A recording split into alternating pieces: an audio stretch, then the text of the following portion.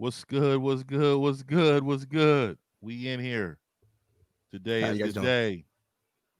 Let's Today do is it. today is the day, man. Hey, first and foremost, I appreciate everybody that listens to this podcast, comes on, and a lot of comments, emails us, talk to us on social media. I really appreciate that.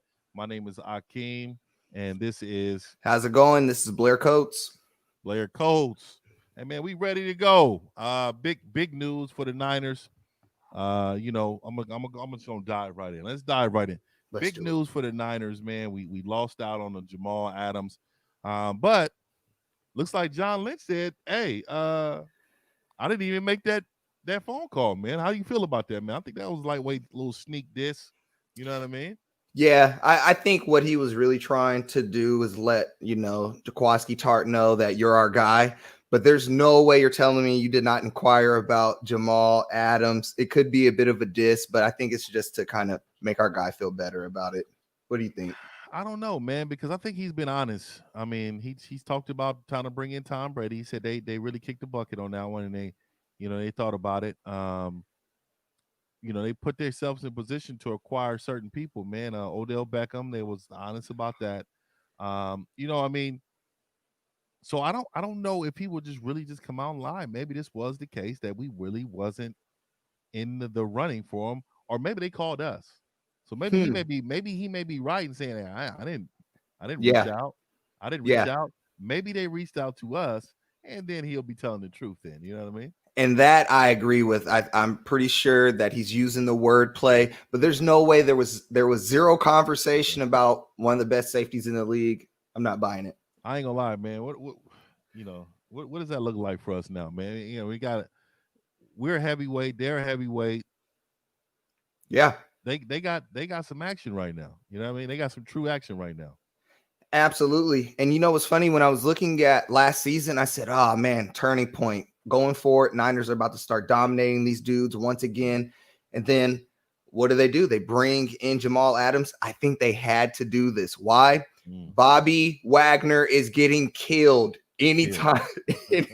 Anytime he faces George Kittle, he's getting killed. So you have to bring in someone that can kind of give you a little bit of balance. And Yeah. like you just said, Niners are one of the hottest teams coming out. Seahawks were like, no, let's try to simmer this down a little bit so we can still compete. Yeah, I think that was all predicated on the best, well, the top seven football player in the entire NFL. Yeah. If you think about it, man, he has the highest grade in the whole top 100 for any tight end ever. So that just tells you how good people believe he is. I mean, he's a game changer. I was watching the top 100, and I was thinking they better have got Jamal Adams, and I don't Yeah. even think I think Jamal Adams is good, but I don't think he's not George Kittle's good, and I think if they got one on one, George Kittles will physically beat him up. Oh, absolutely. And I think when you look at the contribution of George Kittle compared to Jamal Adams, yes, Jamal Adams is phenomenal. But Mm. George Kittle, what he's asked to do, he makes the team immediately better, whether he's blocking, whether he's catching, whether he's on the sideline cheerleading. We Yeah. need it. We need a guy like George Kittle. I think we wanted a guy like Jamal Adams. Yeah, I don't know, man. I think the scheme on what the Seattle Seahawks do, I think they miss Earl Thomas. I think a lot went into exactly that. You know what I mean? So I will go ahead and give it to him and say, I mean, they're not going to come out and say it, but I think some executive did come out and say, "Hey, man, we got to do what we can to stop that man child you guys have at tight end." So Oh, Jamal absolutely. Jamal Adams is going to be a good little look for him. So Man, and just real quick on Jamal Adams, some of those Seattle games, they're so close in the division. And this is the only thing that worries me. They bring in a guy who is an actual game changer. Jamal Adams, he can pick the ball. He might come up, play a little bit mm, of linebacker. mm. So I'm a realist. I love the 49ers, but I realize that they do have a game changer on that side of the ball. So that's something to look out for. So I know you said previous that you believe that we're going to sweep the Seattle Seahawks, man. Do you still believe that, man? Is that still in your? I mean, I know we're Niner fans and we want to say, you know what? Yes, we're going to sweep them. Do you still feel with this Jamal Adams pickup that we're going to sweep the Seattle Seahawks? Absolutely. And let me just say why. I really feel like the 49ers, and this is outside of being a Niner fan, the 49ers are a well-equipped team, right? Yeah. And when I look at Seattle, a lot of their wins were based off of the magic of Russell Wilson. Okay. The 49ers, yeah, there's a little bit of magic there, but they're dominating you on offense in the running game, which is unheard of in this time and age. And defensively, they're smacking quarterbacks in the face. You know what I mean? And Yeah. when I look at Seattle, I don't see that. I don't see a complete team on all three phases of the ball. I see a really great Hall of Fame quarterback who's dumping the ball off, who's extending plays and giving them some really close games. But yeah, I'm going to double down on it. I do believe that the Niners go up into Seattle and win that. And then for that last game, just like last season, I think the Niners win that one too. Yeah, I think it's gonna be tough. We always split with them. I don't remember the last time we swept them, and I think it's probably before Russell Wilson.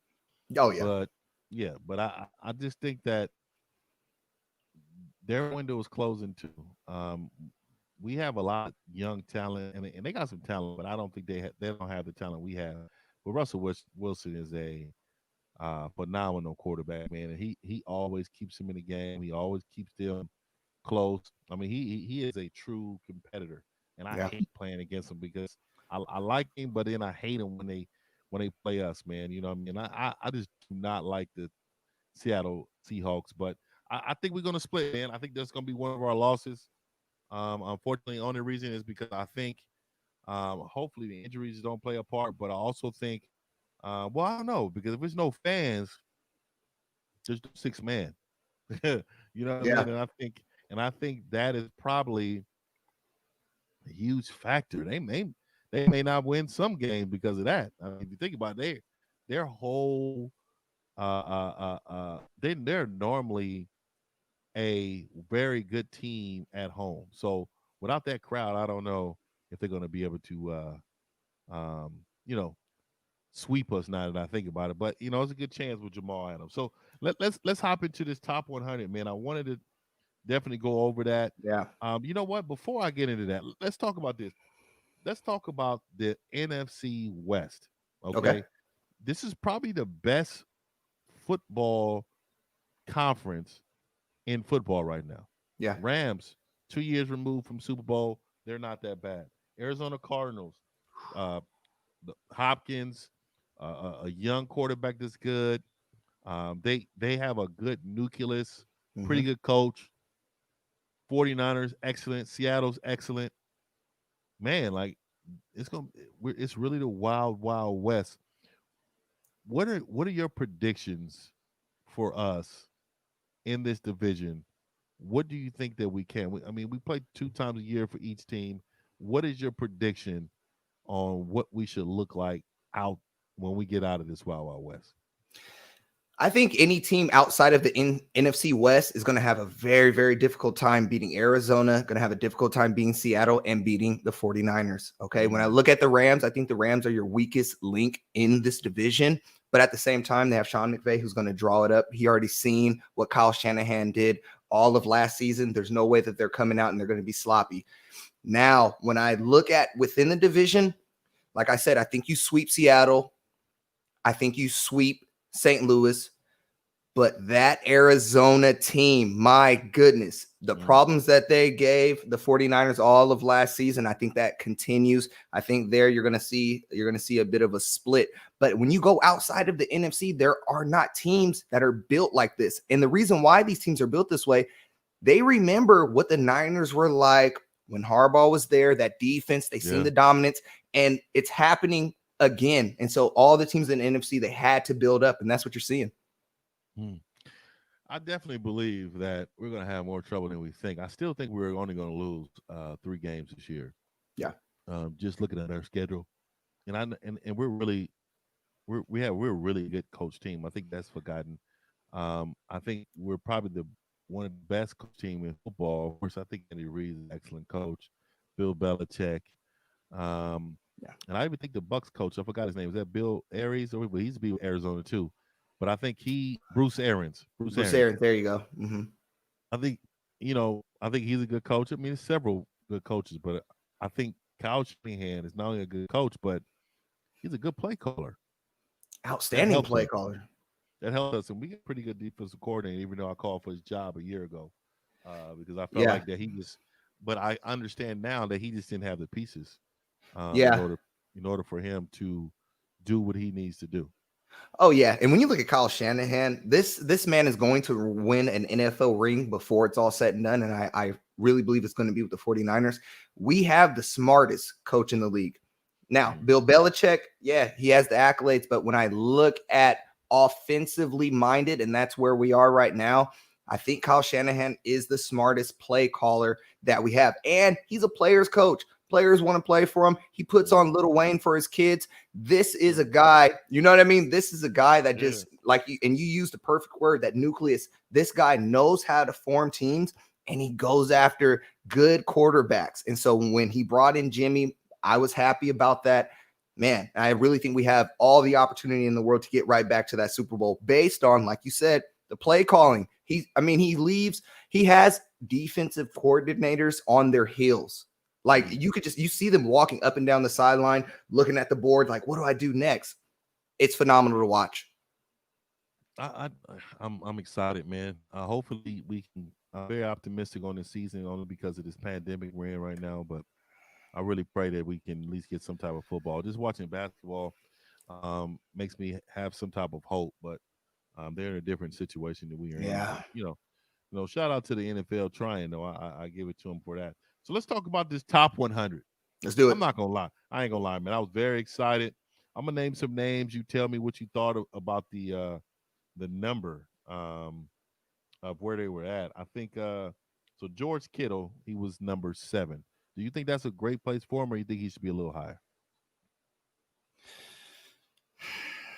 When I look at the names, there's some names up there. I mean, you have Lamar Jackson, Russell Wilson, Patrick Mahomes. Those are your top 3, and then it kind of levels out after that. I think he's where he needs to be. I It's hard because he just had such a great year. But I don't think you have him any higher at 7. I think if he comes in this season, you know what I mean, puts up a little more touchdowns, some more yards. If he can get that hardware, you're going to see him jump up. Yeah, I believe it. I called it actually number 7 when I knew he was Good. in the top 10. I tweeted it out. I think Breezy, the last guest on our show, he was tweeting out, will he be in the top 10? I said, yeah, number 7. I think that's a prime spot for him. Yeah. Um, the guys ahead of him are no slouch. You know what I mean? They're very, very good in their own right. But Yeah. I really believe that Kittles has changed the game. He wants to get paid like a wide receiver, though. That's going to hurt us. But let's go. The big one for me, Jimmy G at Mm-hmm. 43. Wow. Yeah. Wow. That Yeah. was that was actually ahead of Dak Prescott and all that. He did very well for himself. All the Jimmy haters, like I loved every minute of it. How Yeah. did you feel about it? It made me feel really, really good to know that he was the 8th quarterback. You know what I mean? And to know that he came off a ACL, man, to Mm-hmm. know that he tore that, still almost threw for 4,000 yards. I was extremely proud. And, I really feel that he's going to jump up in the numbers through his career. Mm-hmm. I think this guy is a top 5 quarterback talent. I think this guy is throwing the ball in places that are risky, but you need him to make those type of throws.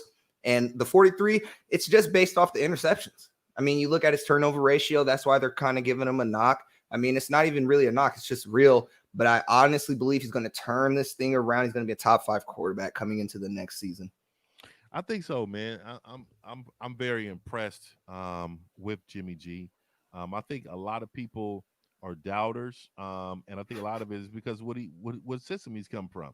Yeah. He's come from a system with Bill Belichick that you know, come on, man, it's breeding greatness, and he's a pretty boy, and he comes and wins football games. So let me go over some of the season stats, season ranks Let's for do it. Jimmy. Wins, he had 13 wins. He was tied for first. Completion percentage 69.1. He's tied for fourth. Passing TDs, he had 27.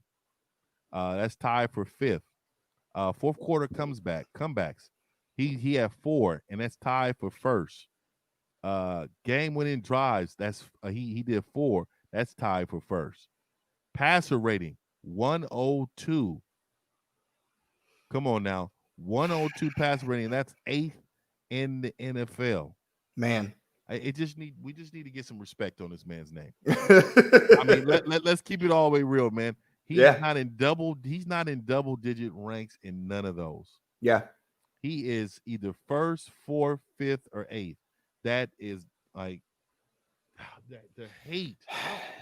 They always talking about, oh, he missed Emmanuel Sanders in the Super Bowl. I mean, I can pull up everybody tape and see who these quarterbacks miss. Let's not. Oh, he's not.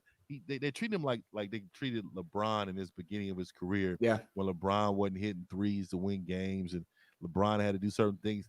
They're really hating on our quarterback, man. How do you feel about Jimmy G's rating, and do you believe he should have been higher? Because I'm not gonna lie, there's some quarterbacks I'm not taking them before I would take Jimmy Garoppolo. Go ahead. Yeah, I was gonna say, when I look at the Jimmy G hate, and it's for everything that you just mentioned. He's coming out of New England, pretty boy. I think he's a victim to being on a good team. You know, when you're on a terrible team and you're throwing bombs and you're scoring touchdowns, everyone's gonna think you're the greatest. But when you have a good defense, you have a good offense, they give their excuse to say, "Oh, you're leaning on that." Man, and basically what you just broke down, and when you look at the film, okay, I want people to look at the kind of throws that he's making. These are not game manager throws, okay? These are between the seams. People are catching it at the highest point. He's leading receivers. Niners phenomenal had a hard issue with quarterbacks not leading. He's leading receivers. Now, I think he is where he's supposed to be just based off of the turnover ratio. That is my knock on Jimmy. But like I'm saying, you're coming off an ACL. What do you want the guy to do? But going forward, the Jimmy G hate is going to stop. I'm telling you, it's going to stop. He has it should stop now. Oh, yeah. He's lost 5 games. Yeah, no, and I think he's going to come into this next season, and you're just going to see a more confident Jimmy G. He's already confident. You look at his face. He throws the ball wherever he wants, but you're going to see a guy extend the play. He's going to take less sacks. He's going to not throw the ball away as much, and I'm telling you, I really believe this guy is top 5. He's shown you all Tom Brady-esque type throws, his attitude, and then one thing that I really love, he fires up the team. Okay. One thing that I used to always really yell at the screen when I seen Eli Manning play, he's so dull, right? No fire up. This guy, Jimmy G, not only did he come in and become an instant winner, okay, but the morale of the team is lifted every time that he throws that rock. Yeah, man. I think that, man, I'll tell you, man, the accuracy, the leadership, the touchdowns. Sometimes he's just getting straight blasted when he hits. Yeah. He still stands in there and throws a complete ball. Yeah. So, and you know what I want to mention? You remember that Washington game? And so Jimmy G had to take off and he had to run for a first down. It was muddy. It was terrible. He takes off for the first down and flexes at the defense, right? Does the first down sign. That's what, those are the things that you can't teach. Those are the things that are unscripted, man. And you need a guy like that to carry you to the Super Bowl. He did. And he was 1 play or maybe 2 play away from winning that thing, man. Yeah. A couple of defensive stops away. So I like Jimmy G at 43. Let's talk about my man, Fred Warner. Woo! He was number 70. Talk to me like about him. I think Fred Warner is probably one of my favorite players on the football team, but so talk to me about Fred Warner. He was number 70. This is actually his first appearance on the top 100. Special player. Yeah, I think he is your prototype linebacker for this century of play, right? So he doesn't look like Patrick Willis, right? He's not as swole as Navarro Bowman, right? And you look at Urlacher, that is not the type of linebacker that he is. But when you ask him to cover, okay, that's where we're at now. They're screening, they're short passes. You ask him to cover, he can cover, and he'll lay you out. I really believe that this guy is about to take another step forward. This is just another testament to the great drafting that the 49ers do. They bring in this guy. No one even really was paying attention to him. There was some other linebackers that aren't even doing close to what he's doing. He comes in and he's an instant game changer, right? A lot of people were afraid, with Navarro Bowman leaving. A lot of people were afraid. What is this defense going to look like? Fred Warner is a quarterback of the defense, and I love it, man. And I think, him coming in at 70, I think that's fair and it's reasonable. But like I said, same thing with Garoppolo, same thing with Kittle. All of these players, they're about to go up. Mm-hmm. It's gonna be hard for us to pay everybody, I tell you. But Fred Warner is one of those ones. We got a lot of talent, man. Fred Warner is one of those ones. At 70, I mean, he's a special football player, man. This year coming in, he's going to probably be top 2 to top 3 in the NFL if he's not the best. Yeah, durable Coming in, too. oh my God, just special. Brigham Young, good discipline as a football player, as a human being. He's really good. Let's talk about the OG. The OG. My guy Richard Sherman came in at number 28. Wow. OG. Yeah. I mean, to be honest with you, man, I thought that's a really good fit for him right there. At his age, the leadership, the smarts, he is really, really special and good, man. I think man. Let's talk about Richard Sherman and the impact he does for our defense. He is the leader of our defense. Hands down. I love Fred Warner, but he's not the leader. Yeah. I love Armstead. He's not the leader. I love Nick Bosa. He's not the leader. Richard Sherman is the leader. I do like Quan Alexander, and Keywan was it Quan Alexander? Yeah. I like him too. Now he's an emotional leader. Yeah. But he is not Richard Sherman. Richard Sherman gets us lined up. Richard Sherman tells us what to expect every week. Richard Sherman teaches these youngsters how to be professional. Richard Sherman comes to the podium and accepts accountability when we're looking like garbage. I gotta give it to the OG, man. I'm so happy he got his swag back because he got hurt the year before and he did not make it on the top 100 at all last year. So what do you think about it? Man, it's so funny. I hated Richard Sherman when he played for. I hated him, and it was funny. Even when he came to the Niners, it was hard for me to root for this guy because I was like, man, I hated you for so long, and what you did to Crabtree. But when you talk about currently where we are at today, you just said it. I think the biggest improvement that the Niners had from bringing in Richard Sherman, the younger guys, okay? Ooh. The younger guys, being able to watch this vet, this future Hall of Famer, how he prepares for the game, it made the younger players better. Emmanuel Mosley directly benefited from Richard Sherman. Emmanuel Mosley doesn't play that good if Richard Sherman is not on the Niners. And like you said, that leadership, you can't. It's hard to draft leaders. I mean, you could draft guys that have speed and muscle, but guys that take accountability like Richard Sherman, guys that put it on their shoulders, man, you can't draft that. And one of the greatest things that Richard Sherman did all of last season, he put so much fear in the quarterbacks, they didn't even throw on that side. Like he got tested late. Like if you remember, they tested him way later, which benefited us. Glad they tested him later. But just his presence out there. And I think you're going to watch Emmanuel Mosley he's going to start looking more and more like Richard Sherman as this goes on. You really believe it, because I'm an EN guy too, but you really believe Emmanuel's going to have the top. Is that what you're saying? I think he's going to take number 2. So Witherspoon does not have a chance. No, Witherspoon doesn't have a chance. I think Witherspoon is there for depth, but he has no chance. This guy, Emmanuel Mosley, how he plays the game. He plays it too physical. And when the spotlight is on, it's not too big for him. I think sometimes, Witherspoon, I love what Witherspoon was doing in the beginning of the season. And I was rooting for him the same way I rooted for Kendrick Bourne. But when I seen Emmanuel Mosley play, big time players make plays. And Mosley did that countless times. Yeah. Countless times. So let's go down here. I wanted to save this one. Highest rated rookie ever to make number 17 on the top 100 list, Nick Bosa. Now, you think we gonna have to pay Kittle? Like when the time comes for us to pay, like you have to understand, we're gonna look like a totally different team. His brother just got 135. He's better than his brother. So what do you feel about the game changing Nick Mhm. that just took over the NFL? I mean, I'm so impressed with this man. Like I ain't Yeah. gonna lie, I knew he would be a huge impact, but I did not think that he will dominate the league like that. He's damn near the best pass rusher in the league. Him and probably maybe one, two, or maybe even three. He is really, really, really good. What are your thoughts? Oh my goodness, this guy is phenomenal. His handwork, his strength, his footwork. I mean, if you would look at him last season and think that he was already in the league for years.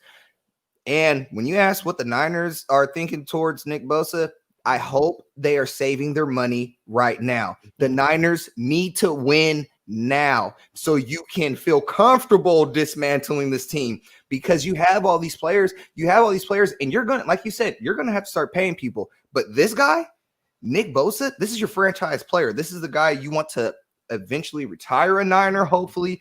The Mhm. bag is going to be so gigantic for this type of player, and I'm sure they're looking at that and comparing it to what they have to do with Kittle, and they're just like, later down the line, paying Kittle might hurt us paying Nick Bosa, and so I'm sure all of that is going into it. But regardless, you can't lose Nick Bosa.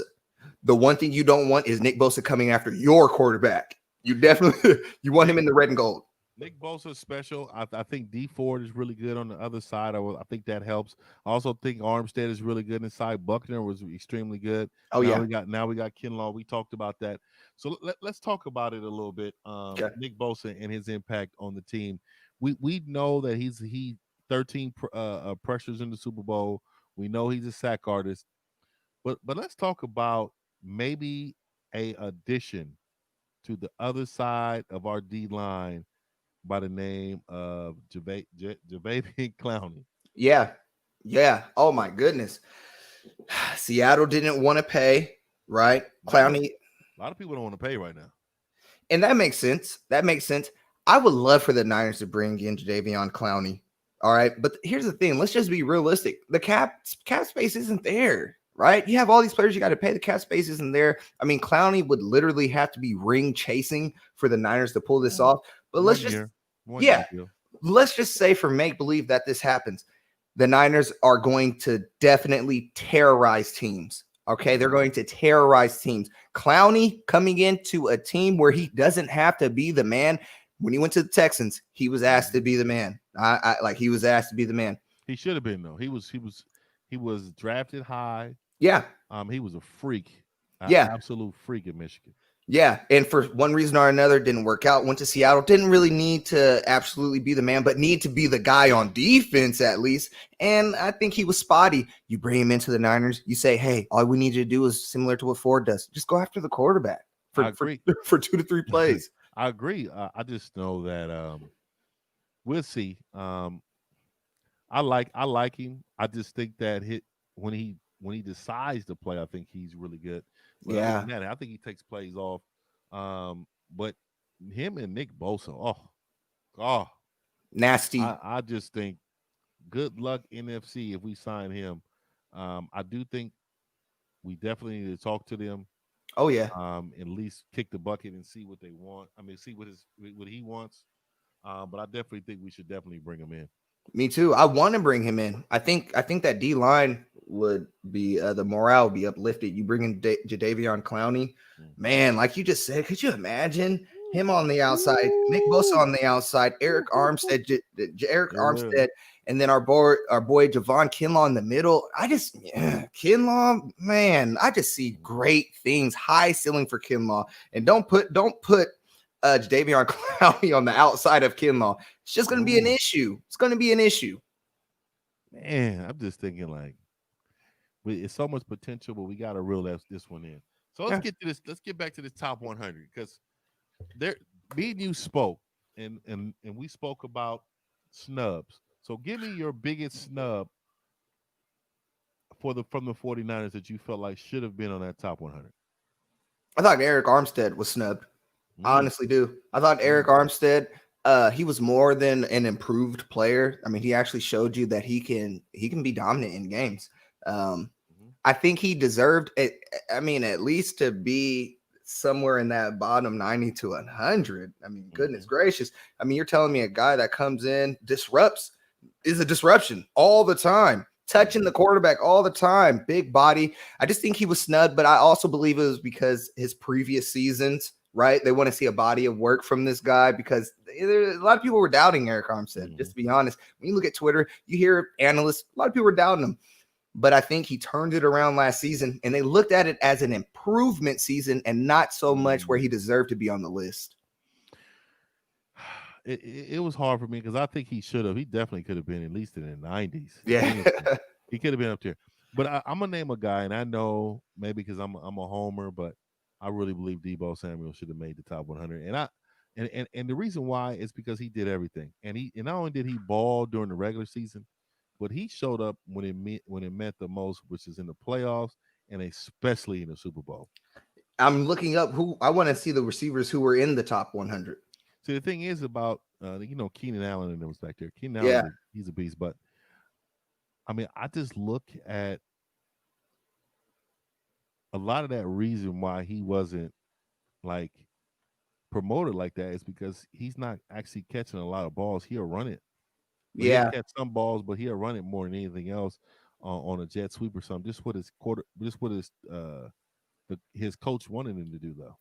Yeah, and well, when you look at it, and you just said it, I'm going to echo it. He's not your shiny Stephon Diggs type of receiver, right? And he might be. He's not asked to do that. Yeah. The Niners asked him to be feisty. They asked him to be physical. And they wanted him to get the ball and create his own space. And that's what he's a scheme guy. He fits the scheme perfectly. Perfect. And so does Brandon Ayuk. This is why I think that and by the way, man, shout out to John Lynch getting that extension. There were so many people hating, talking about there's a rift. They're not getting along. And I'm like, come on, man. We just came back for Super Bowl run. I mean, we out here vacationing in Cadillac, and do not ruin this duo. This is a great duo. Shout out to John Lynch. He needed to get paid.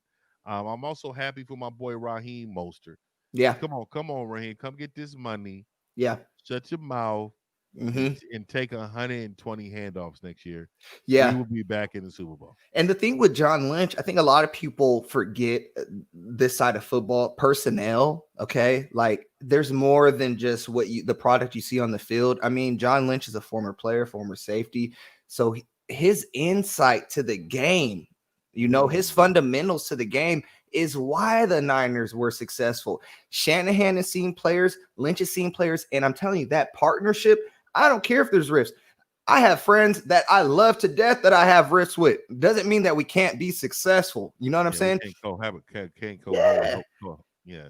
And so when I look at Lynch, he was deserving of it, and the Niners need him to stick around. I mean, who was there? See, Niner fans forget Trent Baalke.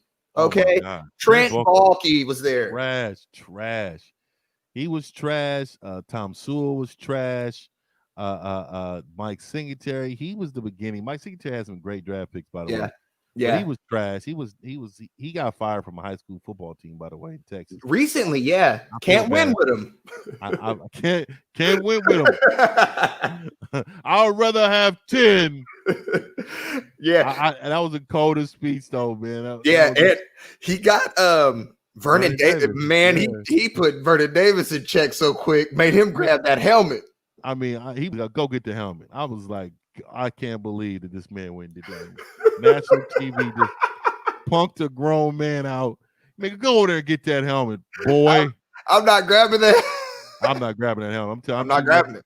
I'm not grabbing it, man. Especially this age group is not grabbing. I wouldn't have had my helmet off. I'm just thankful to play ball. But yeah, I shout out to John Lynch for getting that money. And he deserves it, man. He deserves it. Kyle Shanahan, those two are perfect with each other, man. And we need both. And we need both of them. Both of them. And I think going into next year, the scheme is going to be solid. Jimmy's going to be better. Fred is going to be better.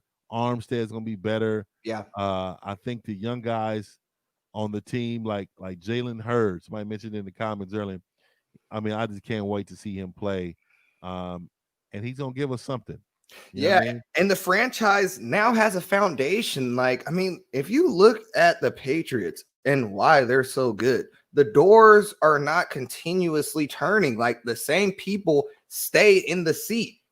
And Yeah. they have a formula. I think Niner fans should be extremely thrilled and happy that we have a general manager and a coach who will be there through the 2024 season. Man, you have a foundation. So many teams don't even have that.